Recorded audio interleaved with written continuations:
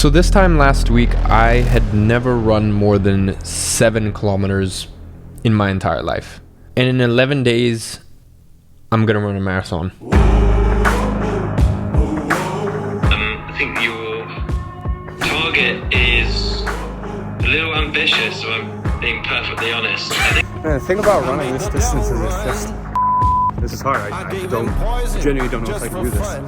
Last week, never ran more than 7 kilometers. This week, half marathon, end of next week. Ladies and gents, you know that gut instinct you get? You know that one that a lot of times people ignore? 3 or 4 days ago, I had a gut feeling to run and not stop for 42 kilometers. I'm bad as bad can be, so bad that it's hard to believe. Oh, what they say about me. I'm bad, take a look and see. So bad that it's hard to believe. I don't care what they say about me.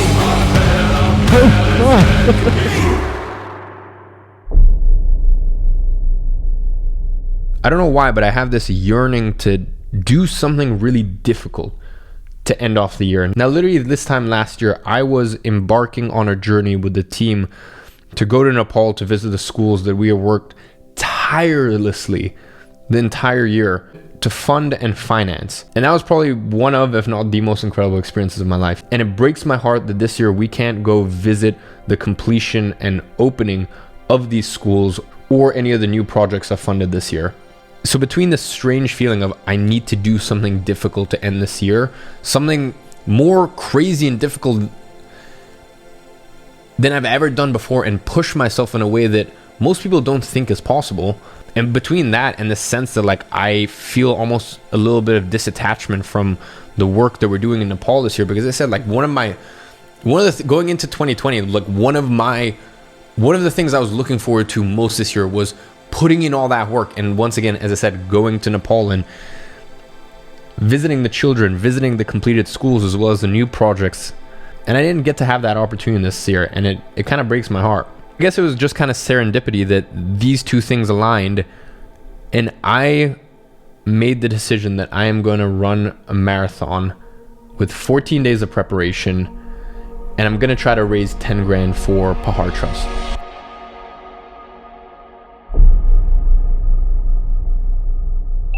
I guess the goal is to raise 10 grand? Yeah. Do you think that's realistic? I don't think we'll struggle with 10 grand at all. And this is perfect because obviously with the schools, we do everything end to end. So there's not much else to be done. Whereas this, is something people can get involved with. Yeah. Well, I've never run even a half marathon. But prior to last week, I'd never even run more than 7K in my entire life. Yeah, but you could probably run a half marathon today. I don't know. A marathon's a pretty big thing. Yeah, it's tough, but it's not destroying. You did do what, 10, was it 8 or 10 rounds? What? In the ring? Yeah. 10, yeah. Yeah. So... Is 2 weeks even enough to prep for a marathon? Yeah. Alright, so currently attempting a half marathon. This time last week, I never run more than 6.7 kilometers in my entire life. So we are currently 7 kilometers in. And man, one of the hardest things I'm finding so far is actually just keeping pace, like keeping slow. You get to 7 or 10 kilometers and you get a little cocky and you realize that this is not a sprint, almost plain. But all in all, keeping decent pace. I say decent pace, and I think my biggest issue right now as an inexperienced runner is, as I said, keeping too fast a pace. And then 6 minutes and 9 seconds per kilometer, which I think is definitely a little too fast and a little too eager. So I'm gonna try to get this half marathon in around 2:15 to 2:30. I feel as though that'll be good pace. Definitely not long, and you know, an injury at this point pretty much means the show's over. So gotta be careful. You know, for me to be able to accomplish this, it's all gonna be in here. You know, it's all well and fine keeping good pace for, you know, 8 or 10 kilometers. To do it for 42 kilometers, that's a totally different game.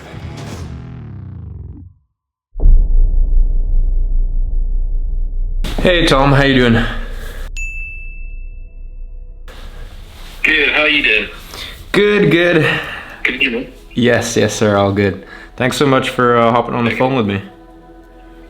Yeah, no worries, man. I think your target is a little ambitious, if I'm being perfectly honest. I think that... what sort of fitness level do you have right now? So I'll be honest with you, before last week, I'd never run more than 6.7 kilometers in my life. Okay. Okay. As you can tell, I don't really think about things sometimes, I just do it. How did your 15.6k run go? What sort of time did you do it in, and how did your body feel afterwards? Excruciating. So I did an hour and 14 minutes and 37 seconds. That's good. That's good. So average pace of 4.47 per kilometer. That's good. That's good. Yeah, so You've got a good fitness level then. Yeah, so I mean, I've always stayed super fit, but I mainly do like sprinting, high intensity, powerlifting, that sort of stuff. I've always hated running. Well, so a marathon is 42 kilometers. Yeah. And yeah, I don't know, what do you think's realistic? Like sub 5 hours? I think actually that's spot on. I think had you trained or given yourself sort of 10 to 12 weeks to prepare, given your recent 15 or 16k run, I would say you should be probably pushing for a sub 4. Sub 4 is very good. But seeing as you're doing this kind of, well, I mean, frankly, it's kind of last minute, isn't it? 2 weeks. I think the best thing you can do really is go for maybe a sub 5 instead, which is still a good time. I'm thinking this without, you know, like doing it on my own, like cold, dark. It's gonna be tough, but it will be tough. It'll be great. It's a great thing to do. My company's funded 3 schools in Nepal end to end, and a lot of like my YouTube audience and, you know, my customers and subscribers and stuff like that. They always ask how they can get involved with our projects, and there's not much because, you know, I fund everything end to end. So I was like, okay, cool, this would be a good opportunity to raise some money. It's nice to have like a proper reason to finish it. You know, there's a clear why basically. You're trying to raise money. You've got lots of eyes on you. Yeah, and that will help spur you on, I imagine. Yeah, for sure.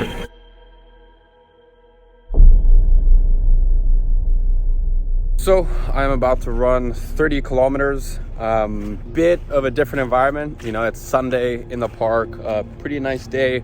It's currently 2 o'clock. I think this run should end up taking what I assume like 4 hours. Yeah, 4 hours, something like that, 3.5. Yeah, I just gotta be honest, it's like one of those days where I don't feel like it at all. And like I'm going into today genuinely questioning whether I'm gonna accomplish this thing. I just feel like unprepped. I was meant to do this like 2 days ago, and then I started running and my knee felt a little off, and I was like, I can't really risk an injury right now. So yeah, this will be the ultimate test of my mental resilience. First 9 kilometers, shin splints, stitch, knees gone, and you know, especially because this isn't the real thing. This is a prep. So you know, what goes on in my mind is maybe it's actually wiser if I stop now. You know, make sure I don't injure myself. Like I said, I'd do 30 kilometers today. I did it. If I injure myself and, you know, can't make it to the run, I think I'd be less angry at that then if I quit today, no matter how bad the shin splints are, no matter how bad the stitch is, no matter how, up here, I'm thinking I'm gonna injure myself, and this isn't probably the best way to go. Look, I'm not an experienced runner in the slightest. I'm extremely inexperienced.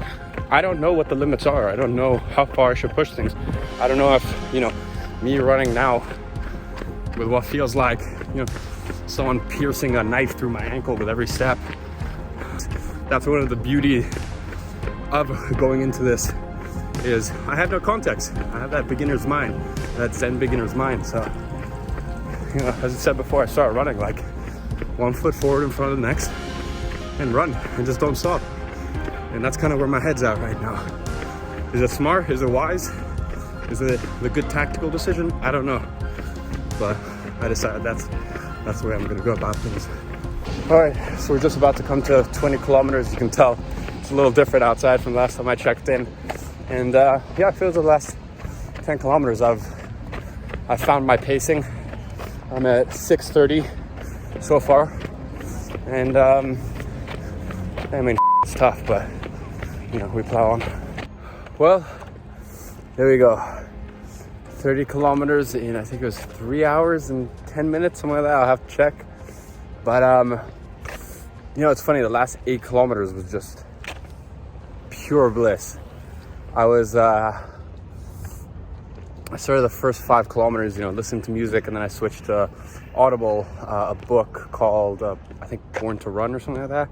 I've just been listening to that while I've been running, and, it's so interesting because it compares, these like ancient tribes that literally all they do is like run, but they also don't stretch.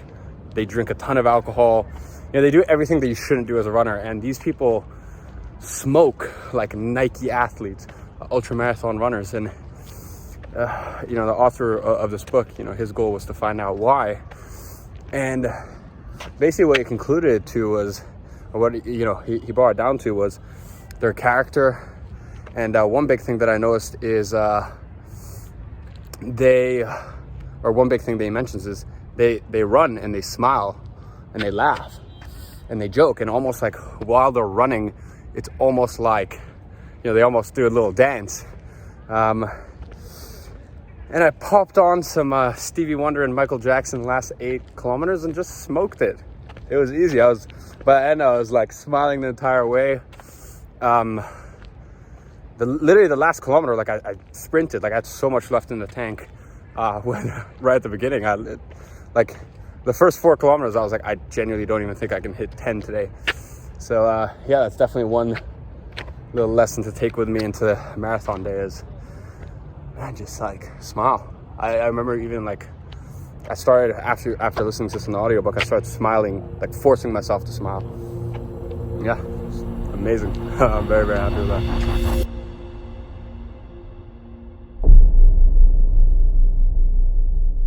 All right, so here's the game plan for tomorrow. Meet at mine at 10:30.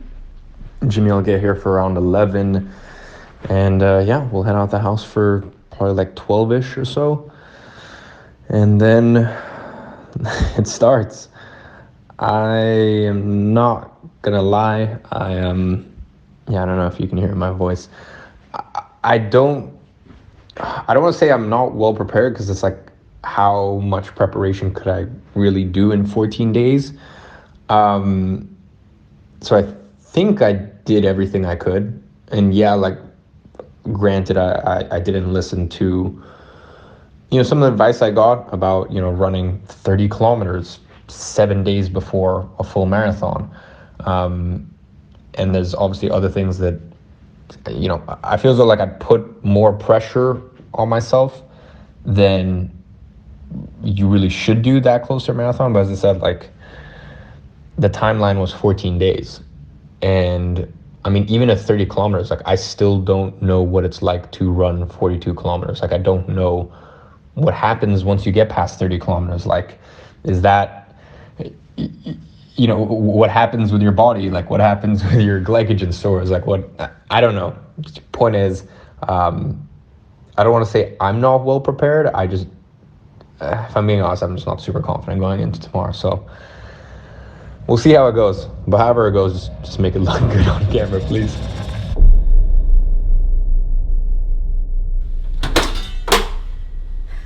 Hi mate, I've not seen you in ages. Good to see you. Feeling good? Yes, sir. You? Yes, Tristan, come Thanks on. so Alright, much for coming through. Butler.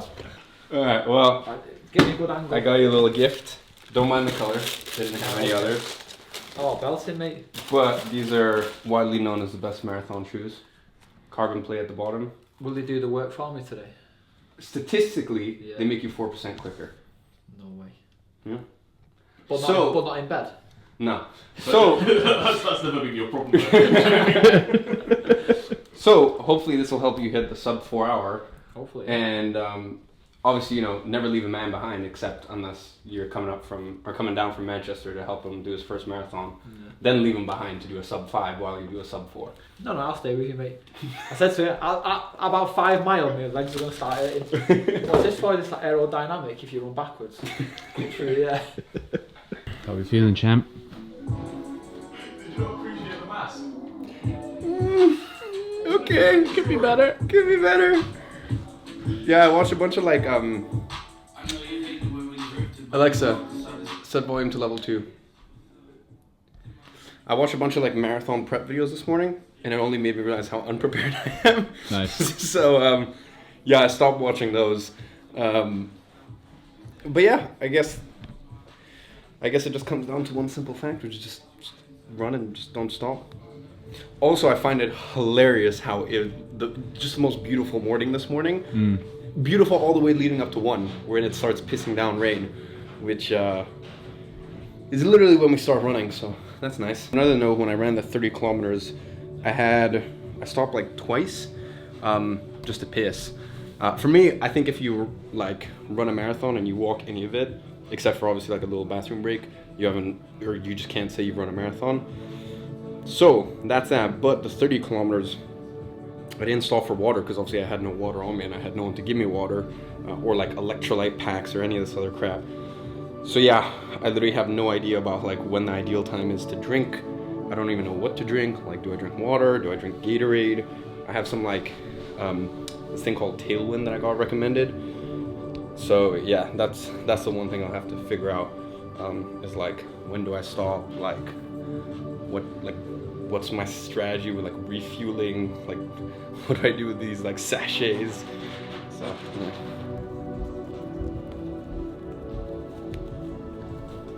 Where you going? How we feeling, champ? Not great. This weather? Can I be honest? Yeah. I'm pretty nervous. Let's swear. Yeah. I planned to get here for like 12. And It's like 2.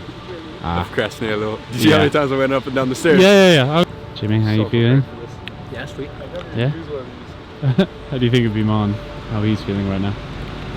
It'll be alright, just a bit of shit weather in it, but Yeah. you know, we committed, so we'll get through it. How you feeling, Kevin? I'm remarkably calm. We were just chatting about really how gonna enjoy sound of today. mind we're feeling.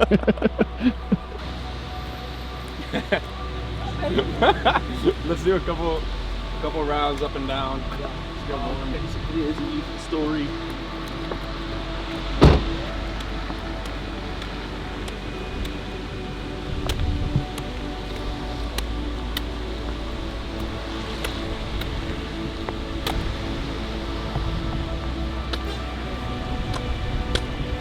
Rookieville. Wait, how far is a marathon?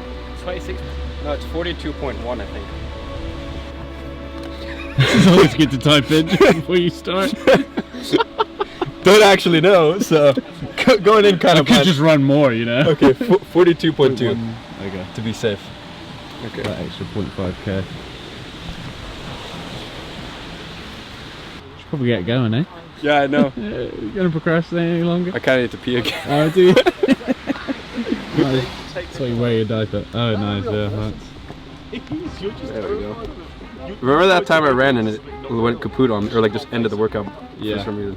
feel I that. pray that doesn't happen. Wait, so it's 42.195. 42.2. Yeah, it is. Wait, You don't trust me. Wow. Okay.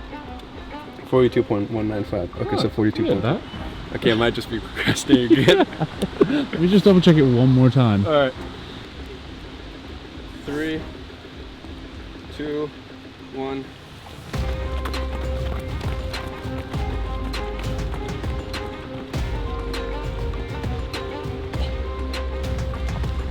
See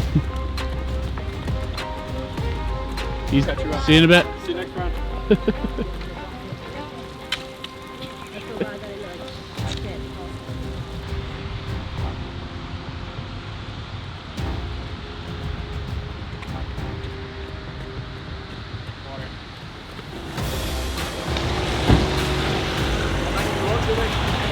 How are we getting on? 14.2, 5 minutes and 32 seconds per Nice. Good lads. kilometer. We did that last lap. Picked up pace. Right, see you Good lads. shit, keep going.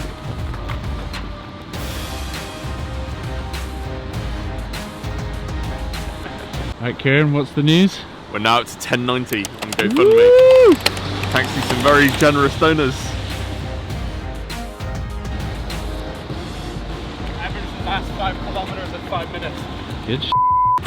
Go sub 4. We got some good news. What? We reached 10k!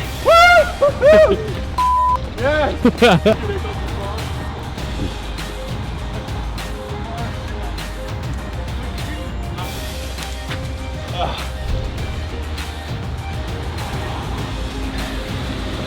How are we feeling, gents? Alright, see you guys. See ya.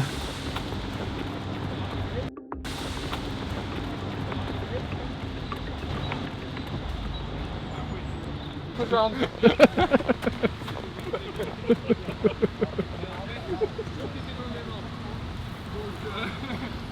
Was 33 minutes and 10 seconds.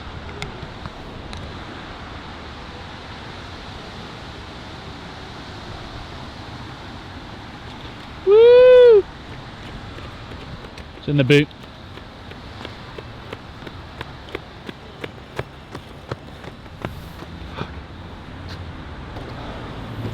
We have a tease until tomorrow.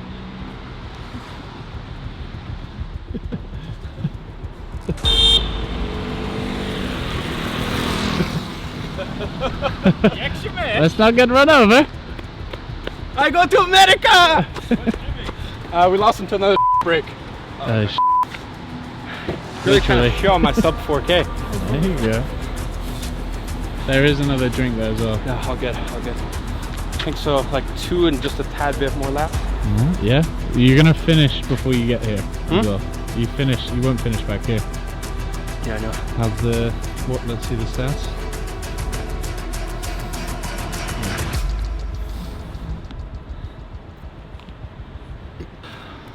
Fuck's sake, come on, Jimmy. You got it, guys. Alright, sub 4. Can't fucking believe I'm saying this, but attempting a sub 4-hour marathon.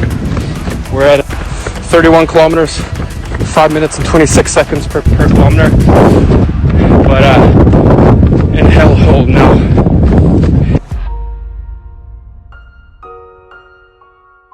Three hours, 27 minutes, 27 seconds. Right out of the way. It's impressive. Mate, those f***ing gels They absolutely just rinse your stomach. napalm me f***ing guts, man. Yeah, I'm not surprised. Do you know what? Doesn't really That's seem like food. That's the struggle, you know, because I think if I'm getting depleted, but I can't have anything because of You're so I just can get me going. Yeah. Good luck, boys. Alright, we'll end it here. Yeah, perfect.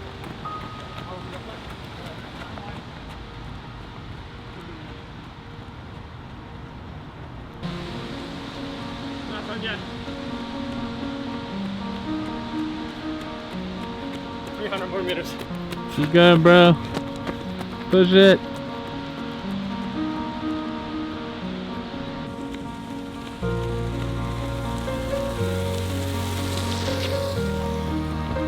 Is it done?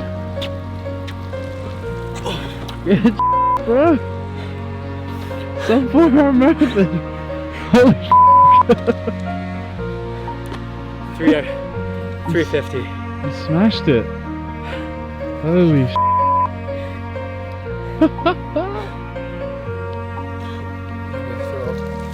Well done, mate. Well deserved.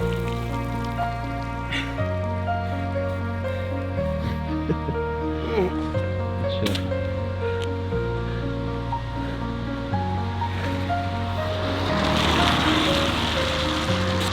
Come on, do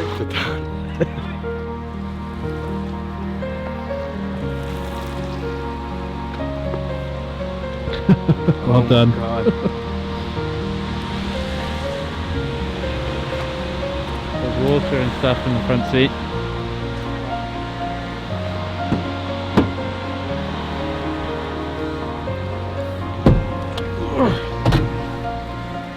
Caesar, are you made to have, like, meant to have Food straight after? Yeah. I really don't know. Oh my God, my legs. How do you feel? I don't know. I mean, it's pretty ridiculous. 2 weeks. I like, honestly, without Jimmy, Yeah. like, bless him. I know if he didn't have that stomach thing, he'd probably finish down like 340 or something. He's a warrior. Yeah. Yeah. If he didn't have that stomach thing, he probably would have finished in 340. But yeah. I mean, like, I remember running, and I'm like, I don't think 5:30 is a good pace for me. Like, I was like, consciously slow down. Yeah. And at some point, I was like, no, this feels natural. And then you can check like halfway through if my splits just got quicker. Yeah. Like, I just went from 5:30 to like the first 10 kilometers to 5:20 to like 5, and then just kind of stayed there. But What was the final time? let's see.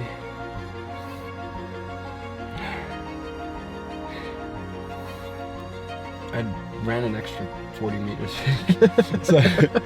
so I don't know if we can call that whatever. we'll call One it. extra. 3 hours, 50 minutes and 20 seconds. Jesus Christ. That's absurd.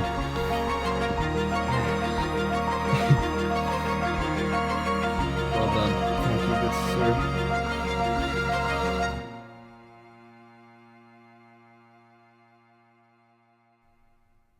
Do you know what the final number was that we ended up? I just looked at it now. £11,755. No, a little bit over. That's not bad at all, is it, mate? Yeah, I'm happy with that. What was your initial thought when I told you about this and the time frame as well? Do you know what? I never had a moment doubt. Because, you know, you're a healthy young man. But, I mean, it was, yeah, it's impressive. I've got to say it's impressive. So, how did this initiative come about, the 30 for 30? So, next year, we will be celebrating 30 years since the first school that was funded by Chandra, who you met in Nepal, and his friend Tom. They opened the first school in 1991. It's not 30 years since we were registered as a charity, but it's 30 years since that very first school that started this whole thing going. And so we thought, what we would like to do to celebrate that, and we decided that we wanted to refurbish and set up 30 early childhood development classrooms, pre-primary, so for basically 1 to 5 years old.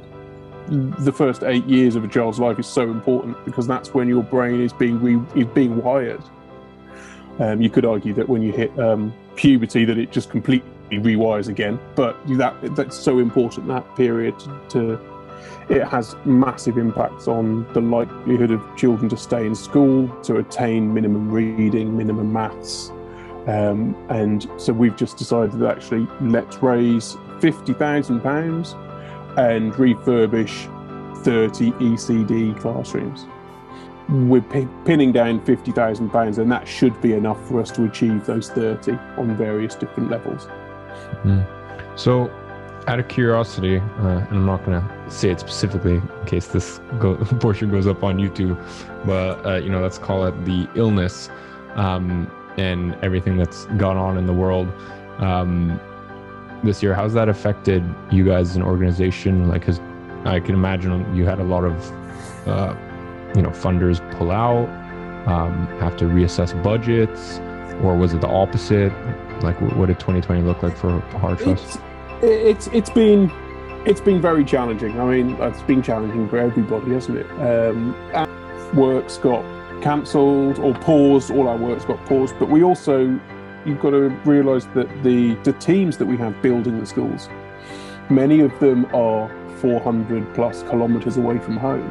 So when the lockdown came, it was a decision to, do we send them home to their village, meaning that they might not come back for months? Or do we just say, even if we can't build, we can keep them in the village and pay for their food and lodgings whilst they're there, because they're obviously not working, so they're not getting money. So we made that decision early on that we would keep them in the village and we would pay, even if we had to stop all construction, we'd continue to pay the teams. Here in the UK, you're absolutely right. I've seen probably 50% of the major projects that we had in the pipeline for this year get postponed. I mean, they've not gone away, but they've been moved into next financial year. Hopefully, as you say, people can't do the fundraising activities that they were hoping to do to fund those schools, and so we've had to see them move into next financial year. And, it's been challenging. But one thing that is great is that our donors and our supporters have stuck by us, and actually our general donations, so the non-project specific donations, they're actually up on where they were last year, because I think everyone's realised that we're, charities across the board are struggling, and so we've seen, our supporters and donors have stepped up, and we haven't seen a dip. We've seen a slight increase, and that's with the loss of things like the London Marathon and other major fundraising events for us. So it comes back to the reason why the 30 for 30 campaign in a really challenging year where fundraising has been really difficult. Why are we launching a new campaign in 2021? But actually, it's a campaign that is much more achievable on an individual basis. If you're saying £3,000 would refurbish a classroom, that's something that, you can do 4 by running a marathon, but for people can just say, do you know what, I can make a difference. I can raise 200, 300, 400 pounds. Funding we do for the projects, like, yes, I ran the marathon, but this was 200 plus people that individually, as you said, went, I can make a difference here. Even if it was, you can scroll through and you can see, some people, decided to remain anonymous, and some people decided to, have their name shown. But you can see how many £5, £10 donations there were. And I had so many people message me, and they're like, look, to be honest, £5 is the best I can do right now.